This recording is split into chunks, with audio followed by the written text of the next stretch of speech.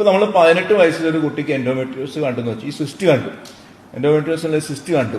അപ്പോൾ സാധാരണ ചിലപ്പോൾ പലപ്പോഴും പല റെക്കമെൻഡേഷൻസും സയന്റിഫിക് ബുക്സിൽ തന്നെ പറയുന്നത് ഇത് വെയിറ്റ് ചെയ്യൂ, അതങ്ങനെ പോട്ടെ, 20 വയസ്സ് 22 വയസ്സ് വരെ വെയിറ്റ്. പക്ഷെ നമ്മൾ കാണുന്ന വെച്ചാൽ 22 വയസ്സിലേക്ക് വെയിറ്റ് ചെയ്യുമ്പോൾ ഈ ഓവേറിയൻ ഡാമേജ് ഭയങ്കരമായിട്ട് വരും. നമ്മളത് ആ പ്രഗ്നൻസി ആസ്പെക്റ്റിൽ മാത്രം നോക്കിയിട്ടാണ് പലപ്പോഴും ഈ ബുക്സിൽ അങ്ങനെ വരുന്നത്. പക്ഷെ അത് ഒവേറിയൻ ഡാമേജ് ഭയങ്കരമായിട്ട് വരുമ്പോൾ നമ്മളിവിടെ ഈ 18 വയസ്സിൽ കണ്ടാലും അത് നേരത്തെ തന്നെ അത് ട്രീറ്റ് ചെയ്യും. ട്രീറ്റ് ചെയ്യാന്ന് പറഞ്ഞാൽ ഈ സിസ്റ്റിനെ ട്രീറ്റ് ചെയ്യാന്ന് പറഞ്ഞാൽ ലാപ്രോസ്കോപ്പിയാണ്. അപ്പോൾ ലാപ്രോസ്കോപ്പി കൂടെ നമുക്ക് അതിന് പല ട്രീറ്റ്മെന്റ് മെത്തേഡ്സ് ഉണ്ട്.